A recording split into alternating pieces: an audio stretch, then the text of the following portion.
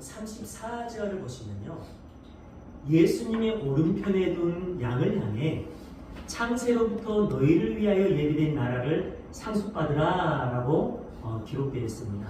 창세로부터 예비된 나라를 상속받으라 라는 것은 그들이 창세전부터 양으로 예정되어 있다는 거죠.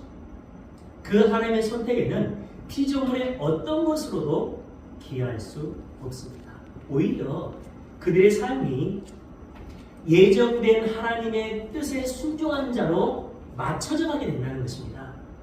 참 교회인 성도는 세상이라는 상황 속에 잠시 내려와서 살아가고 있는 알곡과 양입니다. 그들은 세상을 살아가면서도 하나님 나라의 삶의 원리에 맞춰져 가는 삶을 살아가요. 그래서 성경은 성도를 하나님 나라를 고향으로 하고 살아가는 세상의 나그네요, 세상의 이방인이라고 기록되어 있어요. 중요한 것은 착하고 선한 일들을 많이 했다는 근거로 해서 알곡과 양이라는 성도의 본질이 바뀌지 않는다는 거예요. 그런 행위는 하나님의 은혜와 사랑의 결과로 나타나는 열매이지 그 자체가 구원의 본질이 아니라는 결론입니다. 그렇다면 하나님과의 올바른 관계 속에 살아가는 알곡과 양의 삶 속에서 세상적인 착하고 선한 일이 나타나지 않을 수도 있다는 겁니다. 나타나지 않는다는 결론이 아니라 그럴 수도 있다는 거예요. 많은 사람들이 사람의 행위에 따라서 구원이 결정된다는 식으로 믿는 경우가 너무나 많아요. 목회자들도 한때는 그렇게 했던 경우가 많습니다. 알곡은 처음부터 알곡이었고 가라지는 처음부터 가라지였던 것처럼 양과 염소도 처음부터 그렇게 태어났어요. 성도는 그 정체성이 본질이 되어서 착하고 선한 일을 하게 됩니다. 성도는. 그렇다면 우리의 신앙생활은 하나님과의 올바른 관계를 점검해야 하는 것이고 우리가 하나님의 예정과 작전 가운데에서 어떤 역할을 부여받아서 이 땅에 왔고 그 사명을 감당한 후에 우리의 본향인 하나님 나라로 돌아가게 된다는 것을 명확하게 이해하고 그 본질을 지향하는 삶을 살아가야 합니다. 그게 우리의 신앙생활이고 그것을 성화의 삶이라고 이야기를 합니다. 그래서 성도는 이 세상에서 나그네라고 하고 이방인이라고 하는 거죠. 그러니까 세상적인 착하고 선한 행위를 많이 했느냐로 우리의 알곡과 양됨이 바뀌지 않는다는 것입니다. 결국 하나님의 예정 안에서 하나님의 은혜와 사랑으로 살아가는 성도됨의 결과로 세상적인 착하고 선한 행위를 많이 하면서 살아갈 수 있게 된다는 거죠. 알곡과 양됨의 본질은 하나님의 예정이고 세상적인 착하고 선한 행위는 그 열매라는 것입니다. 그러나 우리는 누가 염소이고 누가 가라지인지를 전혀 알지 못하기 때문에 우리는 하나님의 언약 앞에서 우리 자신을 점검해야 하고 이웃에게는 끝까지 사랑으로 복음을 전해야 하는 것이 맞아요. 그렇다면 오늘 본문에 나오는 양과 염소의 행함은 무엇을 교훈하기 위해서 기록했을까요? 먼저 예수님의 오른편에 있는 그 양들의 행사를 보겠습니다. 영원한 천국의 주역으로 세움을 받은 양들은 예수님이 줄일 때 먹을 것을 줬고 목마를 때 마실 것을 줬고 나그네 되었을 때 영접을 했고 벗었을 때 옷을 입혔고 병들었을 때 돌아봤고 감옥에 갇혔을 때 외면하지 않고 돌봐주었다고 해요. 잘 보세요. 목마름, 배고픔, 나그네됨, 벌거벗음, 질병, 감옥 이것들이 모두 어떤 거라고 생각이 되세요? 하나님께 불신앙하고 하나님의 말씀대로 순종하지 않았던 죄의 결과로 주어지는 사망의 증상들의 대표적인 예들이에요. 그것을 모두 예수님께서 회복시켜 주시고 채워주셨습니다. 열매 맺지 못한 무화과 나무를 저주하신 사건 기억나시죠? 예수님께서 우리의 배고픔을 대신 가져가시고 저주받은 무화과 나무가 되셔서 굶어 죽으시는 사건이에요. 그 예수님의 공로로 우리의 배가 하나님의 은혜로 가득 채워지게 됩니다. 그 현실을 예수님께서 이렇게 표현하십니다. 요한복음 6장 33절 35절. 하나님의 떡은 하늘에서 내려 세상에 생명을 주는 것이니라. 그들이 이르되 주여 이 떡을 항상 우리에게 주소서. 예수께서 이르시되 나는 생명의 떡이니 내게 오는 자는 결코 줄이지 아니할 터요 나를 믿는 자는 영원히 목마르지 아니하리라.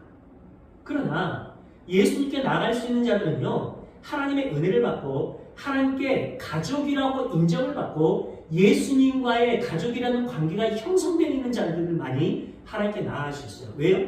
그들만이 하나님의 음성을 들을 수 있고 이해할 수 있게 되는 거거든요. 하나님께서 그렇게 허락하셨습니다. 성령님을 통해서. 아닌 자들은 예수님께 나가기 위해 인간의 힘과 노력으로 수단과 방법을 가리지 않는다고 할지라도 예수님께서 인정하지 않으신다는 것이 오늘 본문의 질문입니다. 이렇게 예수님의 은혜로 우리의 배고픔과 목마름이 영원히 해결되었어요.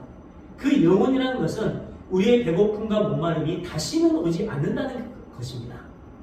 하나님의 말씀은 완벽하게 성취되기 때문에 우리의 행위에 따라서 바뀌지 않아요. 오히려 우리의 행위를 하나님의 뜻을 이루는 자의 삶으로 바꿔버리십니다. 죄로 인해 우리의 벌거벗음도 마찬가지예요. 에덴 동산에서 죄를 짓고 벌거벗게 된 아담의 부끄러움이 노아에게서 다시 한번 나타나잖아요. 그런 후에 예수님의 십자가에서 완전히 회복시켜줍니다. 예수님께서 죄악된 우리의 본질을 가져가시고 그 비어진 자리에 예수님의 의로 우리에게 옷 입혀주세요. 그래서 예수님의 십자가 아래에서 군병들이 예수님의 옷을 제비뽑는 사건이 나오게 되는 거예요.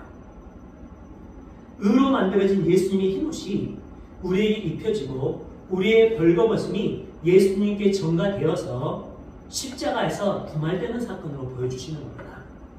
질병도 마찬가지예요. 질병은 죄의 싹신, 사망의 증상들입니다.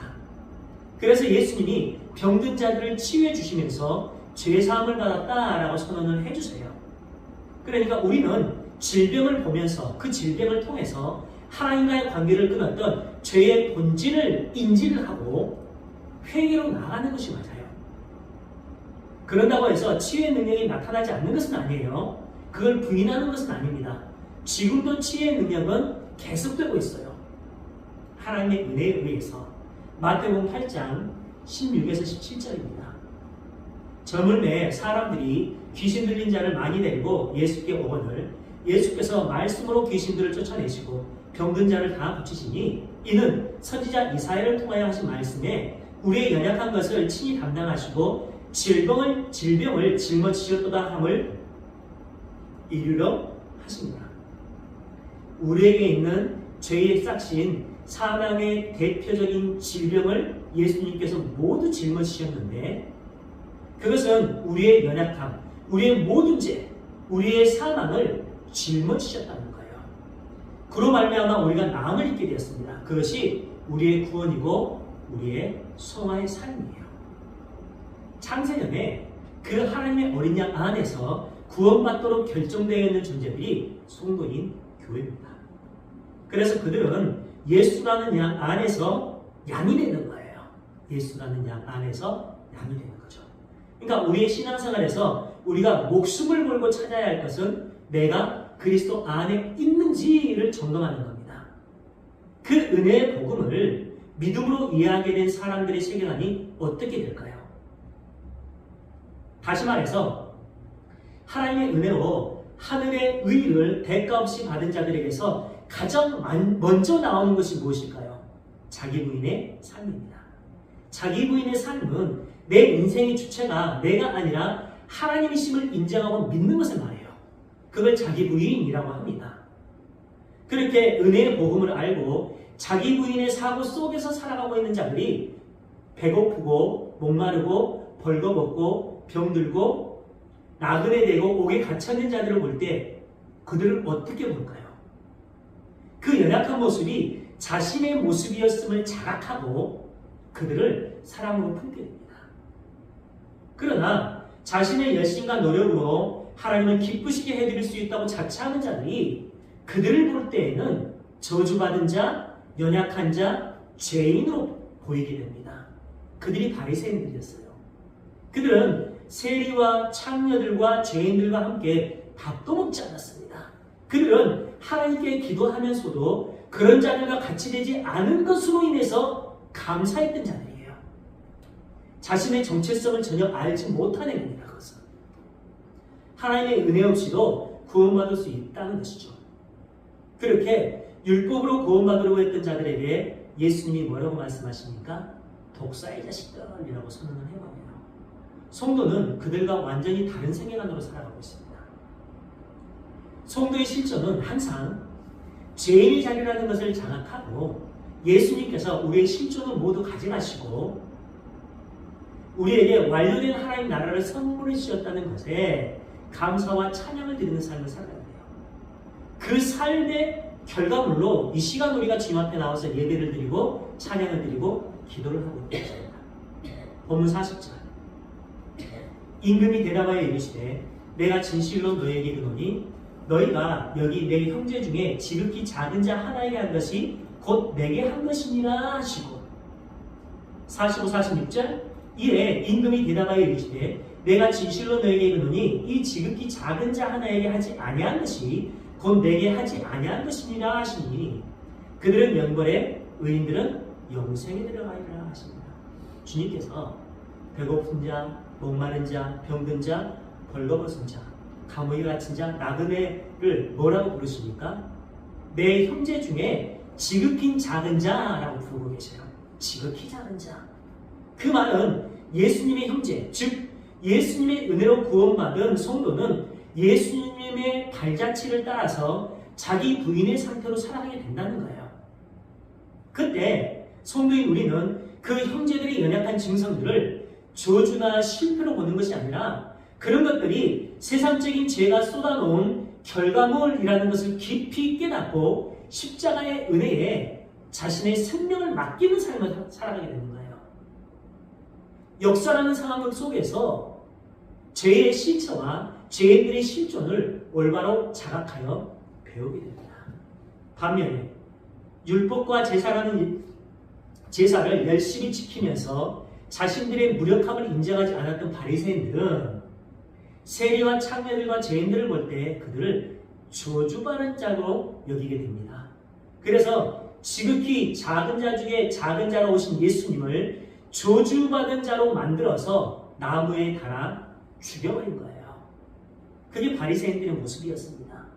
그러니까 은혜의 복음에 자신들의 인생을 맡기는 삶이 없이 자신의 구제나 자신의 선행이나 종교 행위로 구원받으려는 그런 행위는 굉장히 위험한 행위입니다. 그러니까 양들이 행한 선행과 구제는 1차적으로 예수님의 행위여야 해요. 그래서 그들이 예수님과 연합된 삶을 살면서 그 예수님께서 너희들이 나를 영접했다는 그 증거로 그러한 행위들을 이야기를 하니까 그들이 깨닫지를 못해요. 왜요? 자기들이 한 행위가 아니거든요. 그래서 뭐라고 얘기합니까? 주님, 내가 언제 그런 일을 했습니까? 라고 얘기를 해요. 반대로 그런 행위를 하면서 열심히 살았던 그 서기관과 바리새인들은 어떻게 합니까? 예수님께서 그런 것들을 나열했을 때 내가 언제 그런 행위를 하지 않았어요? 나는 내 힘과 열심으로 열심히 선행을 했어요. 라고 이야기를 합니다. 오늘 본문의 질문이죠.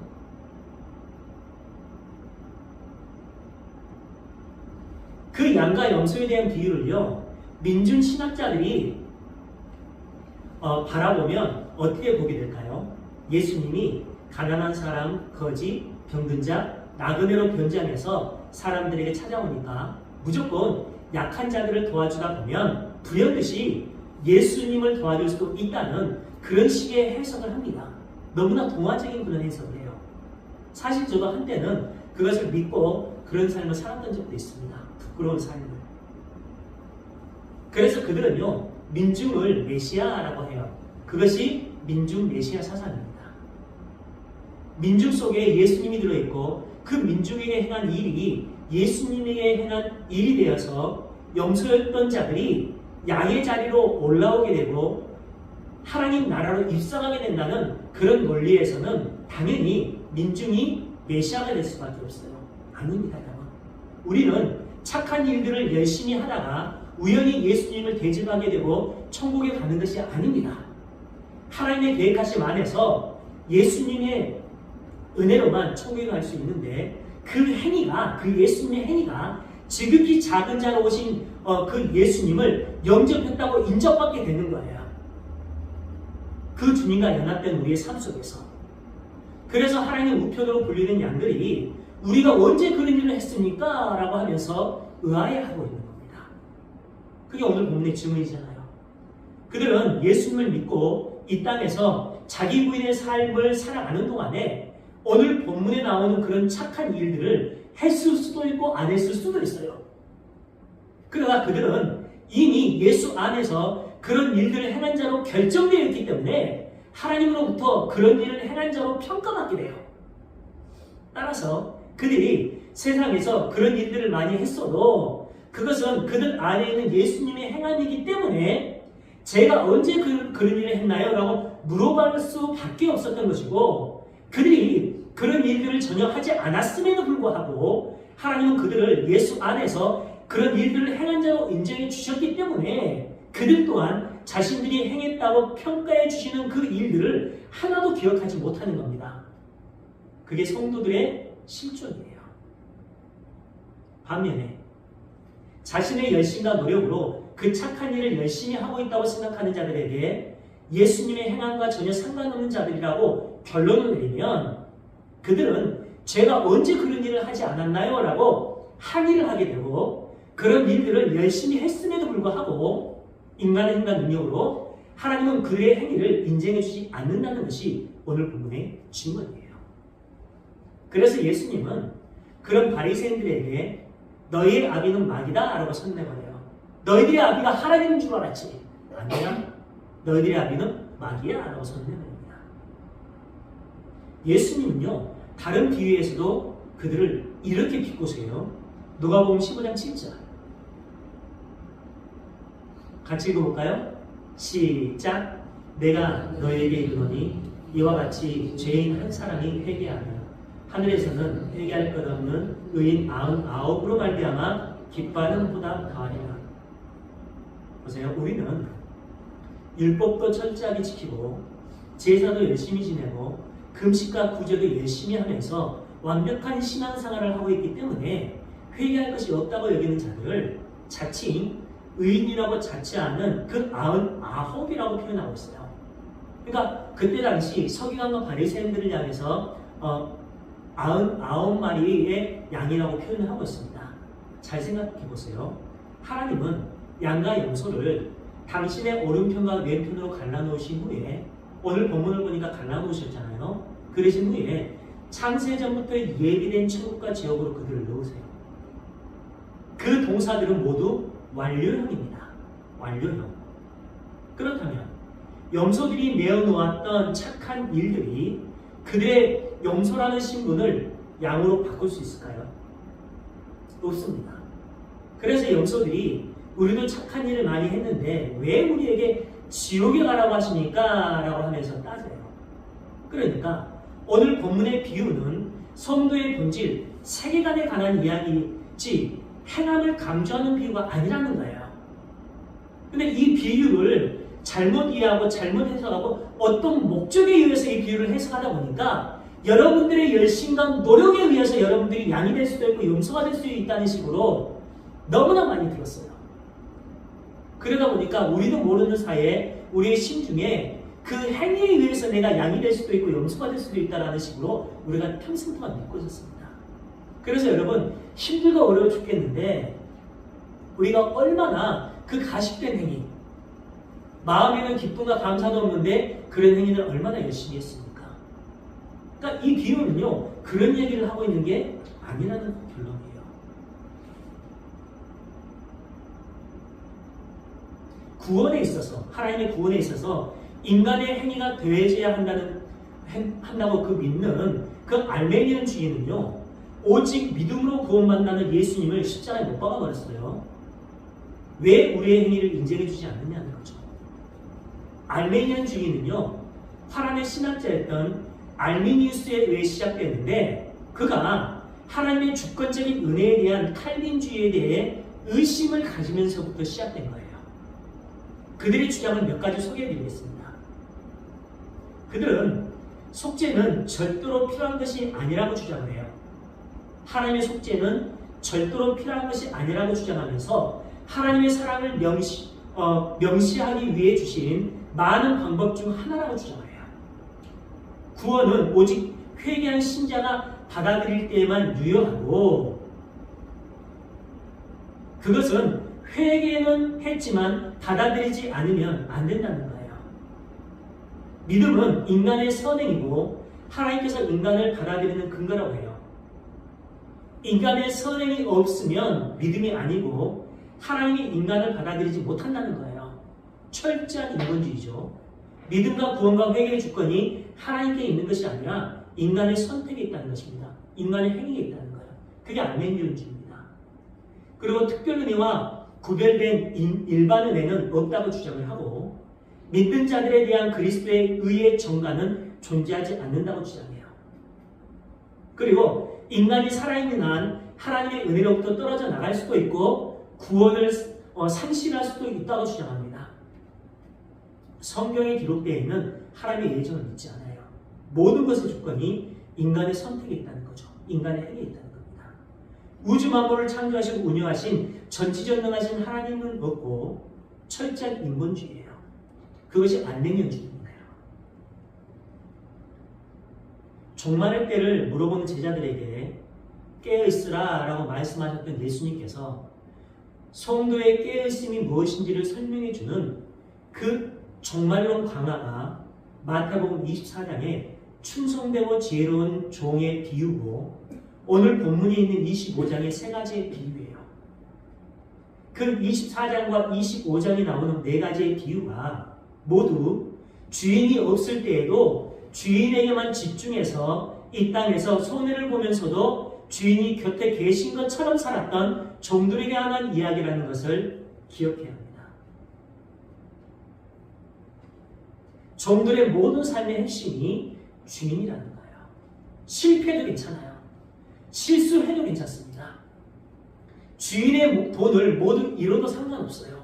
주인이 항상 함께 있는 것처럼 살면서 주인의 말씀대로만 따라 순종하는 칭찬을 받아요. 주인이 멀리 떠나 있는데도 마치 곁에 계신 것처럼 열심히 주인에게만 집중하면서 살아가는 종들을 봤을 때 세상 사람들이 얼마나 미련하다고 욕을 하겠습니까? 주인이 없는 지금 마음껏 누리면서 즐길 수 있는 기회인데 여전히 주인이 있는 것처럼 살아가고 있으니 그 삶을 구속된 삶으로 여기면서 얼마나 바보처럼 여겼을까요? 그들은요, 주인이 남기고 간 재산을 탕진하기 위해서 그 주인이 보낸 종들까지 그 아들까지 죽여버리잖아요. 그러니까 그 주인의 말대로 따라 순종하는 자들을, 종들을 보면요, 얼마나 바보처럼 여겼을까요?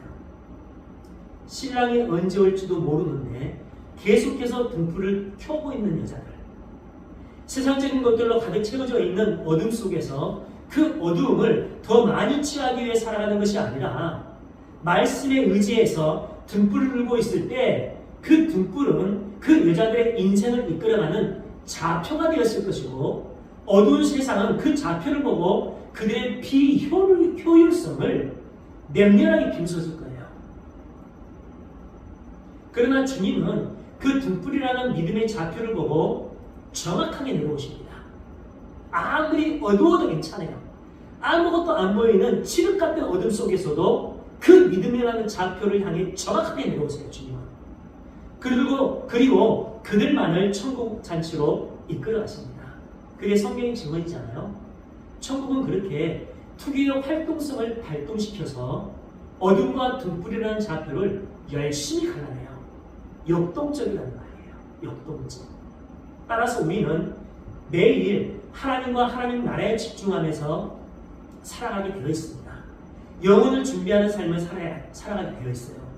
영혼을 준비하는 삶은 오직 예수님의 은혜와 공로만을 붙들면서 세상에 가득 채워져 있는 수많은 어두운 것들을 취하고 싶어하는 우리의 야욕을 주인으로 모시고 살아가는 그러한 행위들이 있잖아요. 그러한 행위들을 모두 비우게 되는 거예요. 그것은 세상적인 것들을 모두 버리라는 것이 아니라 우리의 궁극적인 가치가 하나님 나라에 있기 때문에 세상적인 수많은 부와 명예와 권력을 가지고 살고 있음에도 불구하고 오직 하나님의 영광만을 위해 살아가게 된다는 거예요. 그때 하늘의 소망이 우리를 이끌어가는 위대한 경험을 하게 됩니다. 그것이 우리의 삶 속에서는 하나님의 말씀이 우리를 이끌어가는 삶으로 나타나게 돼요. 우리는 구원받기 위해 예수님을 믿는 것이 아니고 천국에 가기 위한 목적으로 예수님을 믿는 것도 아니에요. 성도인 우리는 하나님의 영광을 위해서 창조된 자들이기 때문에 나를 사랑해 주신 하나님이 너무나 사랑스러워서 나를 사랑해 주신 그 근거로 인해서 그 하나님이 너무나 사랑스러워서 영원히 하나님을 사랑하고 영원히 하나님을 섬기는 자가 되는 겁니다. 하나님의 선택과 사랑을 받은 자의 결과로 나오는 것이 믿음의 행위고 착하고 선한 삶이에요. 그렇게 하나님이 사랑스러워질 때 우리는 철저하게 세상적인 삶이 아닌 하나님의 뜻에 순종하는 삶을 살아가게 돼요. 그러나 우리의 삶 속에서는 그것이 어떠한 행위가 하나님을 영화롭게 하는 삶인지 모를 수도 있어요. 그래서 주님께서 나중에 우리를 만났을 때 너는 나를 이렇게 섬겼어 라고 얘기했을 때 우리는 도저히 기억하지 못합니다. 주님, 내가 언제 그런 행위를 했나요? 라고 반문을 하게 돼요. 근데 주님께서 뭐라고 말씀하세요? 너희들이 지극히 작은 자를 섬긴 게 나를 섬긴 거야. 너희는 내 안에서 나를 섬기는 자의 삶을 살았어 라고 인정을 해주시는 거예요. 그 이야기를 하고 있습니다. 오늘 비유가. 그러니까 우리가 주님 안에서 어떤 삶을 살아야 하는지를 명확하게 보여주고 있는 거예요. 우리 신앙생활의 본질은 그리스도 안에서 나를 이끌어 나가시는 그 주님의 사랑과 은총이 어떻게 되는지, 나를 이 땅에 보내신 하나님의 그 믿음의 좌표가 어떻게 되고 우리가 그 믿음의 좌표를 향해 정확하게 가고 있는지 우리는 그걸 보는 거죠. 그것을 신앙생활이라고 하고 성화의 삶이라고 합니다. 결론입니다. 인간의 어떠한 행위로도 양과 염소됨을 바꿔낼 수 없어요. 세상적인 어떤 힘과 능력으로도 알곡과 가라지됨을 바꾸지 못합니다. 한번 비유를 봐보세요. 어디 양과 염소가 있는데 네가 이런 행위를 하면 네가 양이 염소가 되고 염소가 양이 된다? 네가 이런 행위를 하면 알곡이 가라지가 되고 가라지가 알곡이 된다? 그런 말씀은 전혀 없습니다. 그 알곡됨과 가라지됨을 하나님이 분류해내고 있는 거죠. 그렇죠? 그렇다면 과연 나는 알곡으로 이 땅에 보내진 자인지, 가라지로 보내진 자인지, 양으로 보내진 자인지, 염소로 보내진 자인지를 점검하고, 그렇죠? 우리의 알곡과 양됨으로 인해서 하나님을 찬양하고 예배하는 자로 가는 게 성도의 본질입니다. 그런 성도가 할 수 있는 것은요, 하나님의 사랑과 구원이라는 은혜의 행하심을 감사함으로 받아들이는 것밖에 없어요. 그 하나님을 사랑하는 것밖에 없습니다. 그래서 하나님은 성경을 통해서 계속해서 우리를 이 땅에 보내신 그 믿음의 본질을 보여주고 있고 그 믿음의 본질 안에서 하나님의 행하심을 보라고 우리에게 계속해서 말씀하고 있는 거예요. 그분이 항상 우리와 함께 계신다는 것을 우리의 삶 속에서 기억하면서 그분의 말씀에 기쁘고 감사한 마음으로 순종하는 삶을 살아가시길 주님의 이름으로 축원합니다. 기도드리겠습니다.